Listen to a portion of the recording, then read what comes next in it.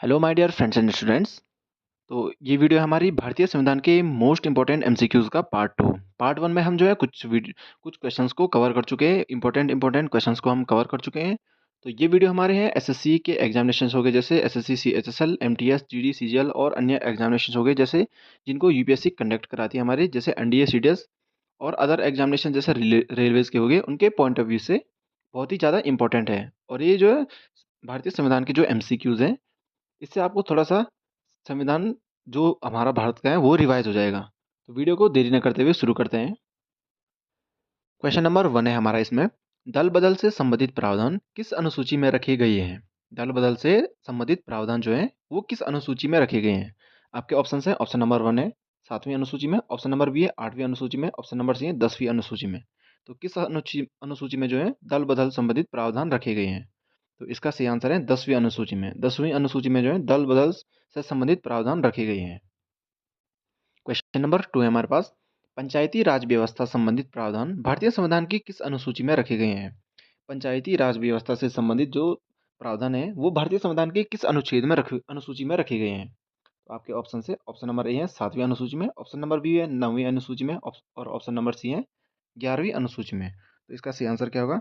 तो इसका सही आंसर है हमारा 11वीं अनुसूची में रखे गए हैं। क्वेश्चन नंबर 3 है हमारे पास, भारतीय संविधान के किस अनुच्छेद में यह अंकित है कि भारत अर्थात इंडिया राज्यों का एक संघ होगा? भारत अर्थात इंडिया राज्यों का एक संघ होगा। तो ये कौन से अनुच्छेद में कहा गया है? तो आपके ऑप्शन है, ऑप्शन नंबर 1 है अनुच्छेद 1, ऑप्शन नंबर बी है अनुच्छेद 10, ऑप्शन नंबर सी है अनुच्छेद 4। तो क्या इसका सही आंसर होगा? तो आपने जैसे अनुच्छेद पढ़ेंगे तो शुरू ही में ये लिखा है, अनुच्छेद 1 में हमारा भारत अर्थात इंडिया राज्यों का एक संघ होगा। तो इसका सही आंसर है ऑप्शन नंबर ए, अनुच्छेद 1। क्वेश्चन नंबर 4 है हमारे पास, भारतीय संविधान के किस अनुच्छेद के अंतर्गत अंतर्राष्ट्रीय शांति की बात कही गई है? भारतीय संविधान के कौन से अनुच्छेद में जो है अंतर्राष्ट्रीय शांति की बात कही गई है? आपके ऑप्शन है, ऑप्शन नंबर ए अनुच्छेद 31, ऑप्शन नंबर बी है अनुच्छेद 51, ऑप्शन नंबर सी है अनुच्छेद 38। तो कौन से अनुच्छेद में जो है अंतर्राष्ट्रीय शांति की बात कही गई है? तो इसका सही आंसर है अनुच्छेद 51। क्वेश्चन नंबर 5 है हमारे पास, संविधान के किस अनुच्छेद के द्वारा संघ एवं राज्यों के लिए लोक सेवा आयोग का प्रावधान किया गया है? संविधान के किस अनुच्छेद के द्वारा संघ एवं राज्यों के लिए लोक सेवा आयोग का प्रावधान किया गया है? लोक सेवा आयोग का प्रावधान किया गया है। तो इसके ऑप्शन है, ऑप्शन नंबर ए अनुच्छेद 273, ऑप्शन नंबर बी है अनुच्छेद 320, ऑप्शन नंबर सी है अनुच्छेद अनुच्छेद 315। तो किस अनुच्छेद के अंतर्गत जो है संघ एवं राज्यों के लिए लोक सेवा आयोग का प्रावधान किया गया है? तो क्या होगा इसका सही आंसर? तो इसका सही आंसर है अनुच्छेद 315।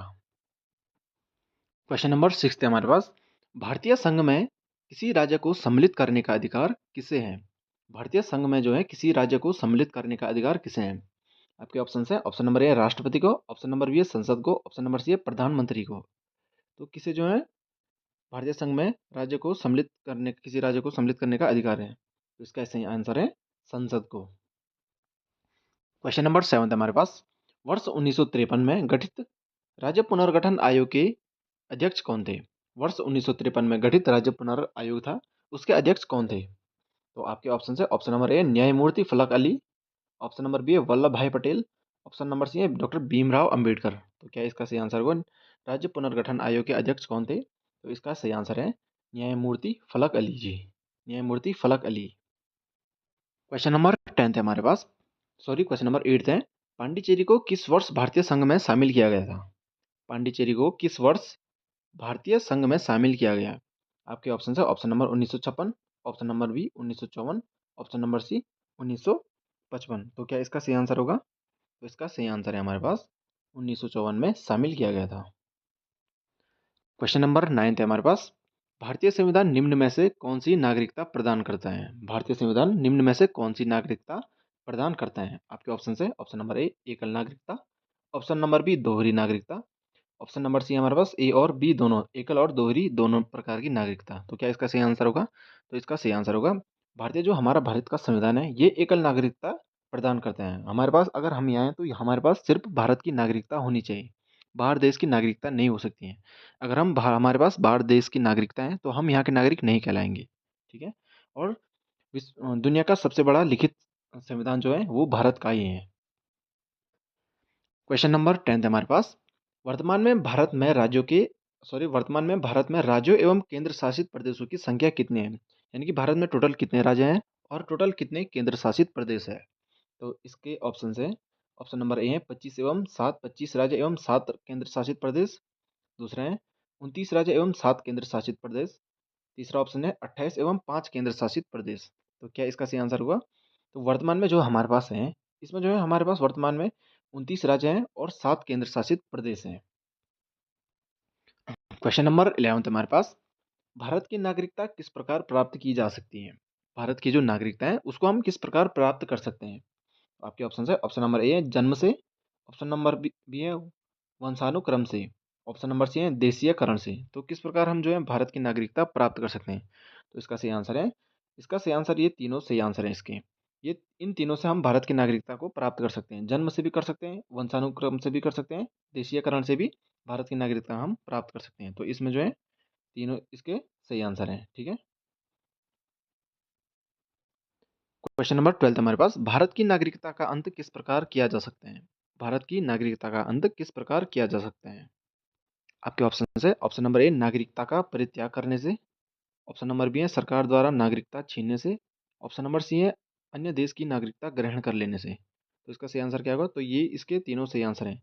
अगर हम भारत की नागरिकता का अंत करना चाहते हैं तो ये देखो, ऑप्शन नंबर है नागरिकता का परित्याग करने से भी भारत की नागरिकता हमारे पास समाप्त हो जाएगी।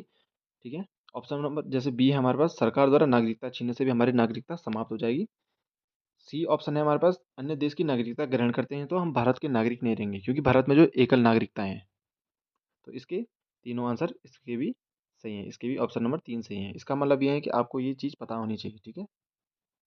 तो ये थे हमारे भारतीय संविधान से related most important multiple choice questions, जो अक्सर एग्जामिनेशंस में पूछ जाते हैं और हम इन्हीं में अटक जाते हैं। तो अगर आपको ये ध्यान में रहते हैं तो आप एक थोड़ा सा अच्छा स्कोर कर सकते हैं भारतीय संविधान में, आपके क्वेश्चंस बन जाएंगे। तो आज के लिए इतना ही, मिलते हैं अब अगली वीडियो में।